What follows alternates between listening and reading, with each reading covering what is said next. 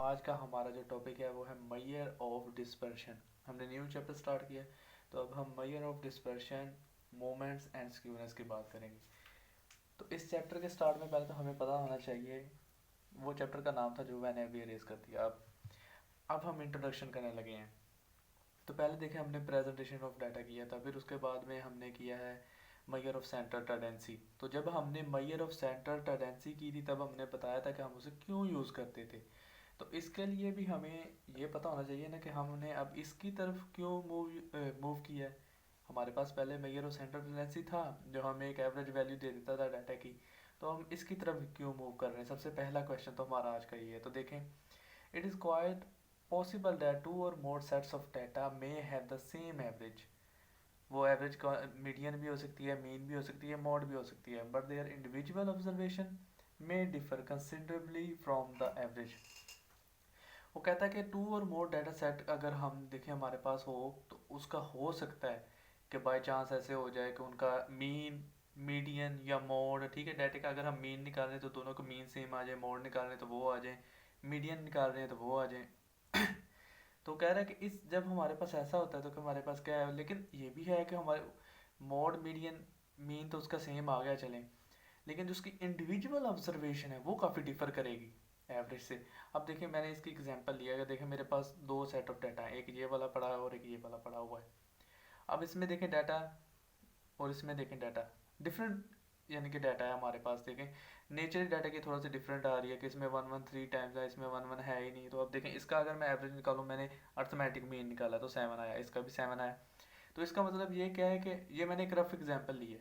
तो इसका मतलब क्या है, हमारा मीन तो सेम आ गया है, ठीक है, लेकिन जब मैंने उसकी ऑब्जर्वेशन को देखा, इंडिविजुअल ऑब्जर्वेशन को फ्रॉम मीन, तो उसका जो फैलाव है मीन के लिहाज से ऑब्जर्वेशन, यानी कि मीन के इर्द गिर्द उसकी जो जितनी डिस्पर्शन है, ठीक है, वो और इन दोनों डाटा की सेम नहीं है। तो जब हमारे पास ऐसी कंडीशन बनती है तो हम ये कहेंगे कि हमारे पास मेजर ऑफ सेंट्रल टेंडेंसी काफ़ी नहीं होती डाटा को एक्सप्लेन करने के लिए। तो अगर हमारे पास वो काफ़ी नहीं है तो हम किस चीज़ के लिए किस तरफ मूव करते हैं, तो हमें एक सम एडिशनल इन्फॉर्मेशन चाहिए। ठीक है, एडिशनल इन्फॉर्मेशन जो कि हमें बताए किसके बारे में, the data are how the data are depressed about the average. ये मैं लिख देता हूँ।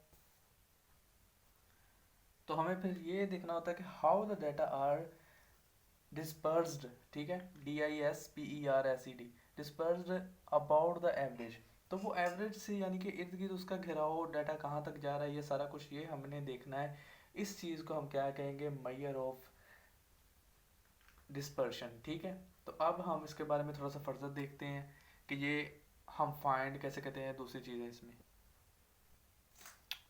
जी, तो अब हमारे पास अब देखेंगे, हमने बताया था कि मेजर और डिस्पर्शन यानी कि क्या है। तो अब देखें विच, ये तो पहले हमने ये कह दिया ना कि यूज़ क्यों करते हैं, हमने वो बता दिया था। अब आगे देखते हैं, जब हम मेजर ऑफ डिस्पर्शन की बात करते हैं तो हम क्या कहते हैं, which we mean the extent to which observation in a sample or a population vary about their mean.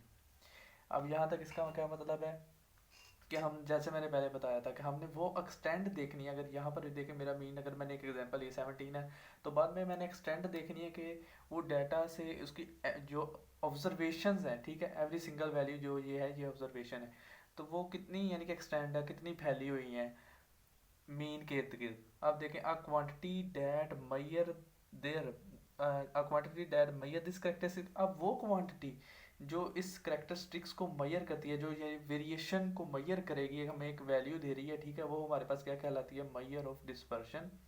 हम उसे मेजर ऑफ डिस्पर्शन भी कह सकते हैं, हम उसे स्कैटर भी कह सकते हैं और वेरिएबिलिटी भी कह सकते हैं। यानी कि मेजर ऑफ डिस्पर्शन, स्कैटर और वेरिएबिलिटी, ये तीनों एक ही चीज़ें होती हैं। अब मैंने एग्जाम्पल लिखी है, तो एग्जाम्पल से आपको काफ़ी अच्छे तरीके से पता चल जाएगा। अगर मैं लिखता हूँ इसका, ये एक एग्जांपल है, तो इसमें मैंने वैल्यूज़ लिख दी हैं। अब मैंने इसका मीन निकाला है, तो ये पॉपुलेशन के लिए मैंने लिखी, इसलिए मैंने म्यू लिखा है। अगर मैं सैंपल के लिए लिखता तो मैंने क्या लिखना था, एक्स बार। और ऐसे ही ये क्या लिखना था, मैंने एस स्केयर और ये एस। तो अब मैंने लिखी है किसके लिए, पॉपुलेशन के लिए, तो म्यू लिखा है। अब म्यू यानी कि मैंने इसका क्या किया, सम ऑफ समीशन, मैंने समीशन एक्स ओवर एन किया है, तो मेरे पास ये आंसर आ गया। ठीक है, ऐसे ही मेरे पास दूसरा आंसर आ गया, वो हम आगे जाके करेंगे। तो अभी सिर्फ समझे चीज़ वो कह रहा है। अब ये जो वैल्यू आ गई ना, ये वैल्यू इस वैल्यू के ज़रिए हम पता कर सकते हैं कि हमारी जो वैल्यूज़ है वो मीन से कितनी यानी कि डेविएट कर रही है, कितनी डिस्पर्शन में है, कितनी वो यानी कि एक्सटेंड की हुई है। कैसे, अगर मैं म्यू प्लस माइनस सिग्मा करूँ तो मुझे 68% वो 68.26% बता देगा कि मेरी वैल्यूज इससे यानी कि एक इंटरवल बना देगा, एक लोअर लिमिट बना देगा, एक अपर यानी कि उसका पॉइंट बना देगा, तो उन दोनों पॉइंट्स के दरमियान मेरी कितनी वैल्यूज फॉल कर रही हैं। फिर ऐसे ही मेरी, अगर मैं म्यू प्लस माइनस 2 सिग्मा करूँ तो मुझे वो 95% बता देगा कि दो लिमिट्स बना देगा, ठीक है, तो उसके दरमियान कितनी वैल्यू फॉल कर रही है। ऐसे अगर मैं म्यू प्लस माइनस 3 करूँगा तो मेरी 99% वो वैल्यूज़ जो हैं उस लिमिट के अंदर फॉल करेंगी। तो इस तरह हम उसकी क्या करेंगे, डेविएशंस भी यानी कि डिस्पर्शंस भी हम मालूम करेंगे। अब मज़ीद वो क्या कहता है 4 पॉइंट्स इसके बारे में, वो देखते हैं अब हम। जी, तो हमने बात करनी थी अब जो इसके 4 पॉइंट्स हैं जब हम मेजर और डिस्पर्शन निकालते हैं। देखें, जब हम मेजर और डिस्पर्शन निकालते हैं तो इन द सेम यूनिट्स हमारे पास आती है एज द ऑब्जर्वेशन। अब देखें, अगर मेरे पास ये जो मेरे पास अगर मिसाल के तौर पर अगर वेट पड़ा होता, मिसाल के तौर पर ये किसी चीज़ का वेट था, तो इसका जो मेजर ऑफ डिस्पर्शन, अच्छा ये भी मेजर ऑफ डिस्पर्शन है और ये भी मेजर ऑफ डिस्पर्शन है, इसे हम कहते हैं स्टैंडर्ड डेविएशन, और ये होता है हमारे पास वेरिएंस।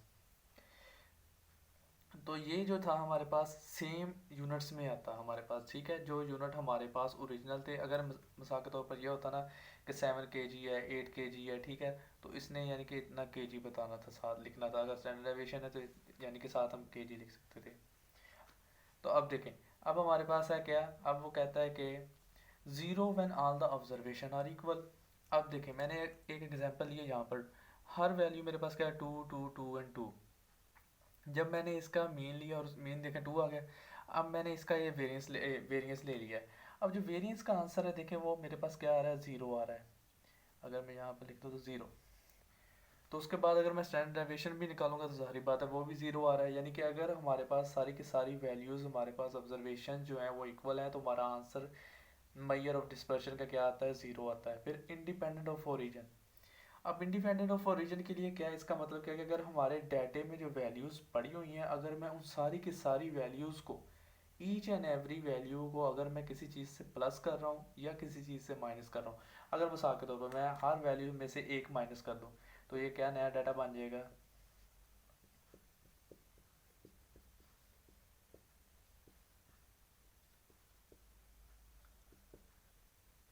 अब देखिए नया डाटा ये बन गया।